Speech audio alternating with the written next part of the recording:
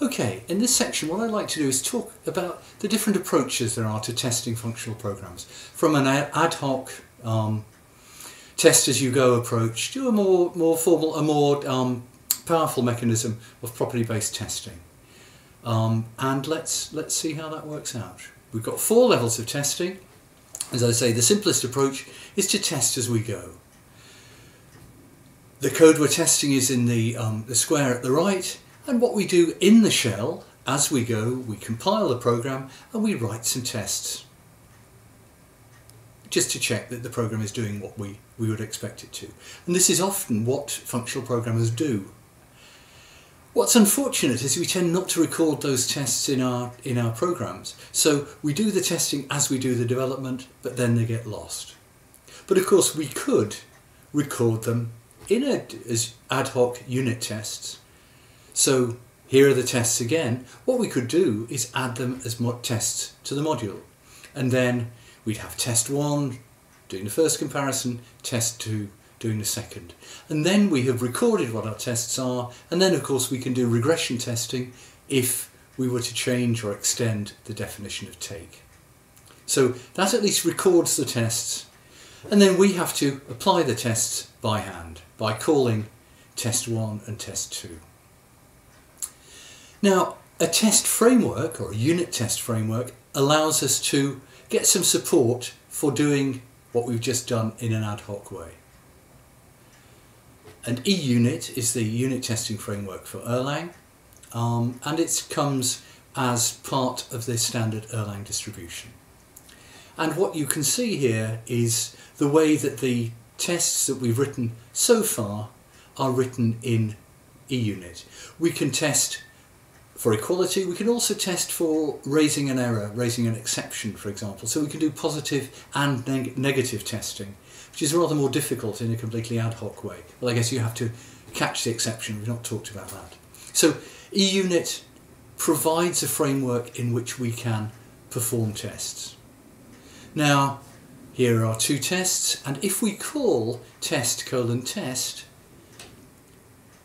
that will call every function in the module we're working with called something_test. So it will automatically call those functions, and it will report that all the two tests have passed. If on the other hand we said that we expected take 1 of 3, 4, 5 to be the empty list, we'd get a failure report. We would get a report that we'd looked for the empty list, whereas the value we received was the list with just 3 in it. So you can see the report tells us 1 test failed and 2 tests passed. So it bundles up, it automates some of the more boilerplatey things to do with testing. Now of course there's a lot more to EUnit than I've shown you here, and the thing to do is to take a look at the documentation online. It allows you to set up tests, set up a system before you perform tests, to tear down after the tests have been performed, and so on. But I'll leave you to look at that. It's just simply to say that EUnit is there as the framework. There's more information about EUnit as well in the book that Francesco Cesarini and I wrote. There's more about it in Fred Eber's book about Learn You Some Erlang. Now finally, our final approach is what's called property-based testing, which has been particularly successful for functional programming languages, including Erlang. And property-based testing is based on 2 things. What we do is test general properties of functions rather than just values. And I'll say a bit more about what I mean about a general property in a minute. And we test those properties using randomly generated input data. So we say we expect the system to have this property, and we check that with a whole collection of randomly generated values. Now the QVIC quick check tools represent state-of-the-art of this for Erlang. It's a commercial tool, but there's a freely available version called Quick Check Mini, and that's available at the URL you see there. There's also a clone of Quick Check called Proper, which is available with an open source license, and I've put a link here to a nice gentle introduction to doing property-based testing. Property-based testing was originated for Haskell. It was, 10 years on from the paper first being published, it was honoured for being the most influential paper at the International Conference on Functional Programming that year. There are clones of QuickCheck for many languages. If you look at the Wikipedia page on QuickCheck, you can find out more information about those. But let's look at a particular example. So here we've included the QuickCheck library.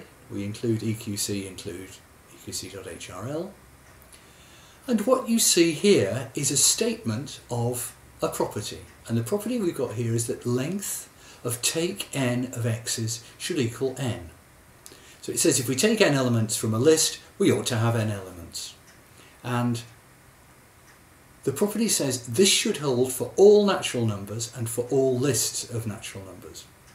So that's the statement of the property. Let's see what happens if we try and test that property. We see there's a failure. And what you see is a counterexample, and in fact that counterexample is the simplest possible one. So the process of shrinking to find a simpler counterexample just leaves us with the same data. And what this says is that the number 1 and the empty list give the result false, because if you take one element from the empty list, you don't get something of length 1. And that's because we didn't get the property right. It's not always easy to write properties. Let's have a think about what we should be saying. Why don't we try this?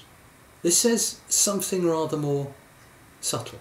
It says that the length of take n x's is the minimum of the length of x's, because we can't take any more elements than there are in x's, and n. So it's not always n. If we have an empty list, the length of take n empty list will be 0, whatever the value of n. So there's our property. We're now saying that for all n and for all lists, we expect that to hold. And again, we're saying it for all natural numbers. And now if we apply QuickCheck, we see that it passes 100 tests. So that tells us that the property holds at least in 100 random cases. Now it doesn't tell us it always holds. We might have to do 1,000, but typically 100 will catch most errors. And you can always run QuickCheck for longer, you can tune it in various ways. But that gives you an idea of the way that property-based testing works. You state a property like, and here it relates length and min and take, but it's really a property about take, I guess, and allows us to see if that holds in a whole collection of random cases. Now let's just think about how we define some properties. Often we have to, the nice thing about QuickCheck is that you define properties in Erlang itself. So what I'm doing at the top of this slide is to define when one list is an initial segment of another. I'm saying the empty list is an initial segment of any list. X cons x's is an initial segment of x cons y's if x's is an initial segment of y's, and otherwise the answer is false. And then we've got two properties here. We'd certainly expect the first property, initial prop, to be true. We'd expect x's always to be an initial segment of x's plus plus y's, but if you try out initial property 2, you'll see that doesn't hold. X's is not an initial segment of y's plus plus x's. But one of the nice things we can do is, once we've defined initial, we can say that take n x's is an initial segment of x's itself. And we would expect that property to be true, and indeed it is. So, together with the property of the length, that gives us one defining property of take. If we define drop as, if you like, the converse of take, drop drops n elements from a list, or as many elements as it can from a list, and we have a nice property relating take and drop. It says if you take n elements of x's and then join that together with dropping n elements from x's, you get x's back. So take and drop together, split the list in two, and if we join them back together with the plus plus, the list concatenation operator, we get back where we started. And that's another property for us to test. You can think about whether that property will hold for lists split.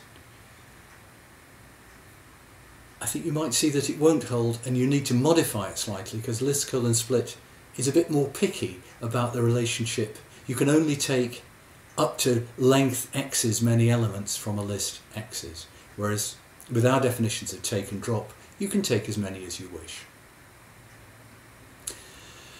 So if you want to take things further, it's possible to define more complex properties. They don't just have to be equations.